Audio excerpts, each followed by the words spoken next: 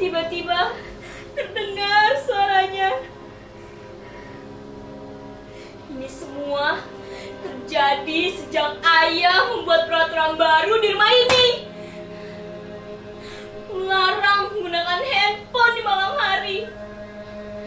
Dan saya harus menyerahkan benda pujian itu pada ayah. Maka saya akan duduk di bangku itu menghadapi buku-buku bisu dan tasik itu sampai saya tertidur.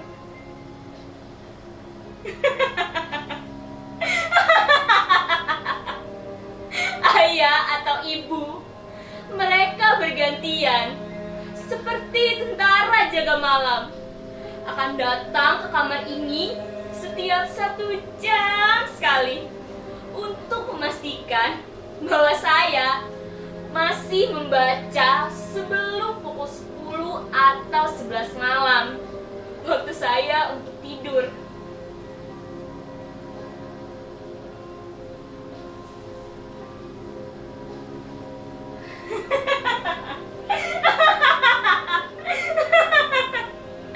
Pintu itu tak boleh saya kunci sebelum jam tidur tiba. Ini peraturan kedua. Sebentar lagi, sekitar 15 atau 20 menit lagi, salah satu di antara mereka akan patroli datang ke kamar ini. Itu artinya saya harus duduk di bangku ini membaca. Tapi sebelum hal itu terjadi, izinkan saya berbagi cerita kepada hadirin sekalian, baik yang secara langsung menyaksikan nasib saya di kamar ini maupun melalui Zoom. Saya bukannya tak berusaha, bahkan segala daya upaya sudah saya kerahkan untuk bisa membaca buku dengan khusyuk dan bahagia. Saya juga sudah memotivasi diri dengan berbagai nasihat yang saya ingat. Kata-kata mutiara, semboyan, pepatah, pantun, yel-yel penyemangat belajar, hingga kritik tajam para pakar mengenai bahaya kecanduan handphone. Tetapi herannya, hal-hal yang biasa digunakan orang untuk memotivasi diri tak juga membesarkan semangat dan gairah saya membaca. Kalaupun berhasil, hanya bertahan 10 atau 15 menit saja. Lalu menguap lagi. Sedangkan kritik tajam para pakar itu tak juga mengurangi kerinduan saya untuk selalu bersama dan dekat dengan handphone.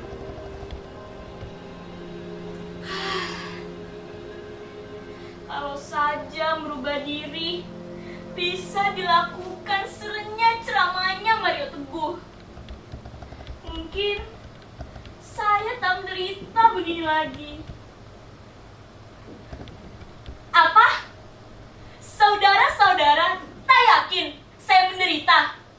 Apa tak terlihat beban derita itu di wajah saya ini? Di sorot mata saya? Di getar suara saya? Di seluruh tubuh saya ini?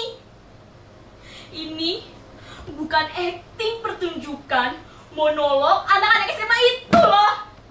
Ini real, nyata. Saya memang sedang menderita.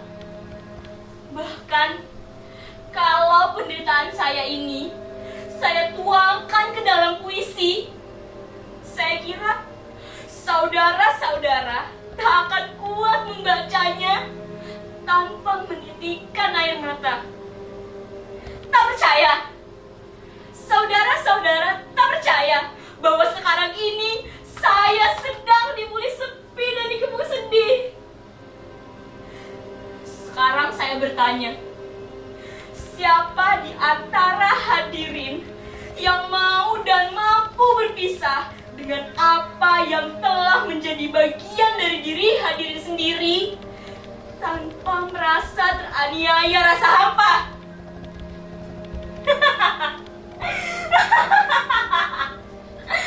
Tidak ada kan yang mampu? Begitu juga saya. Sebuah handphone bukan lagi sekedar benda biasa. Ia adalah salah satu bagian terpenting dari diri kita, bahkan hidup kita. Bayangkan, sejak kecil dia sudah bersama kita, menjadi teman kita, dikala semua orang tak punya waktu luang atau malas meladeni kita yang masih kanak-kanak dan belum bernilai guna. Pagi, siang, sore, bahkan malam, dialah yang tetap setia di sisi kita tanpa keluhan sedikit pun. Asalkan baterai dan kuotanya cukup, ia akan melayani kita. Apapun kemauan kita dan kemanapun kita ingin tamasya, dia selalu bersedia. Bahkan, ia telah menyimpan nama kita dan seluruh memori kita di dalam dirinya. Dan kita telah menyimpan password dan kunci pembuka dirinya di dalam benak kita. Satu simbiosis yang sangat romantis dan intim, bukan? Bahkan, kita bisa lebih nyaman dan dekat dengan dirinya daripada dengan sesama kita.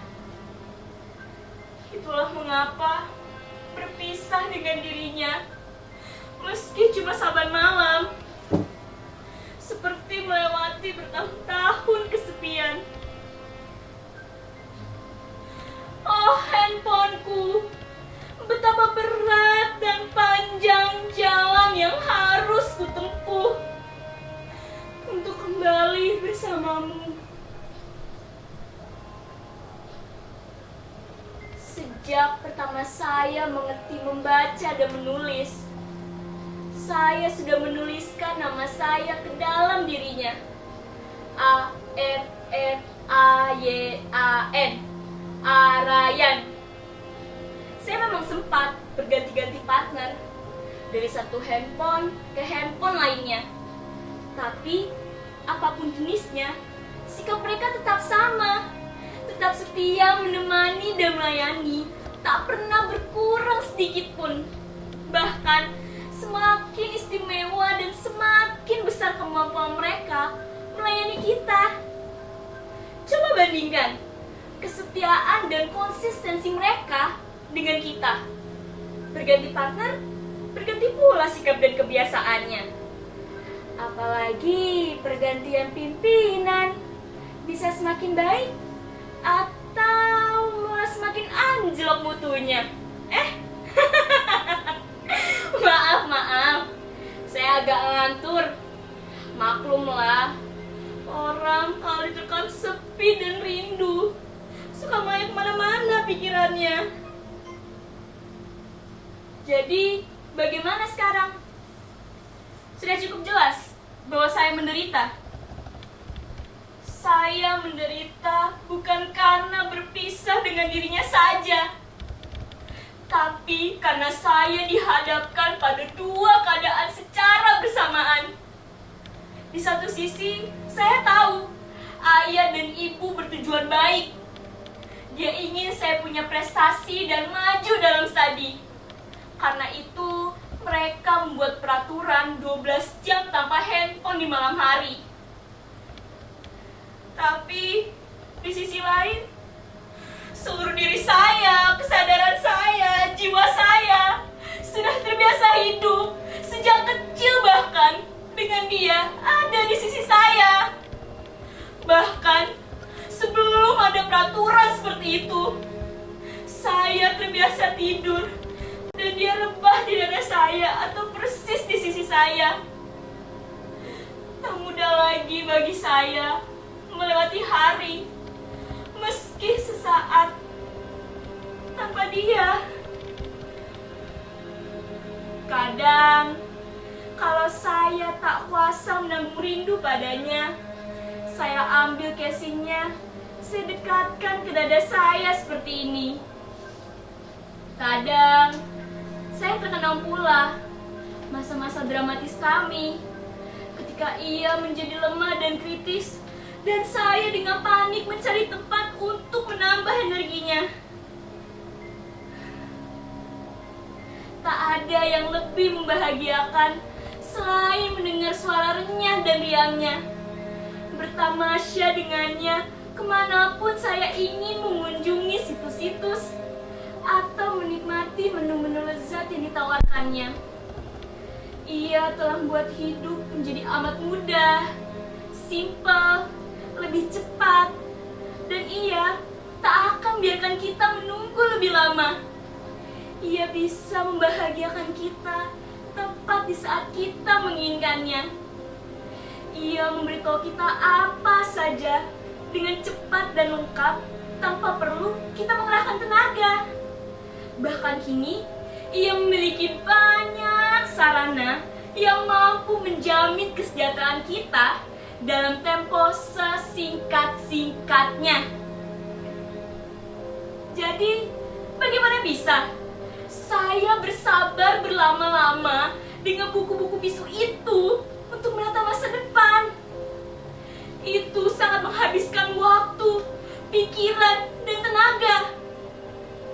Sedangkan kita hidup di masa yang sangat bergantung pada kecepatan dan keringkasan. Siapa yang tidak bisa cepat dan ringkas akan ditinggalkan, akan menjadi fosil penghuni museum peradaban. Saya sebenarnya sempat hampir berhasil tidak terlalu bergantung padanya selain untuk hal-hal penting saja. Tapi saat saya memergoki ayah dan ibu pada suatu malam, duduk asik dan begitu intim dengan handphone masing-masing, saya menjadi merasa dikhianati. Sejak saat itu, kemampuan saya untuk berpisah dengan dirinya semakin menurun. Bahkan kini, ia ada di dalam kepala saya. Dia menjadi seperti denyut dalam jantung saya. Saya sudah teramat dalam mencintainya.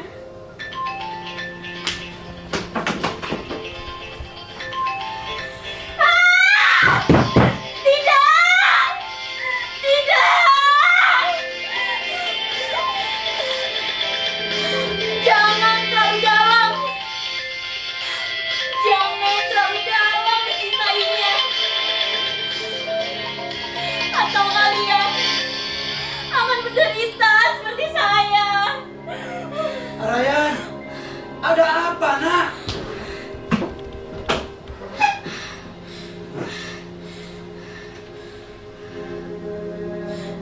Begitu panjang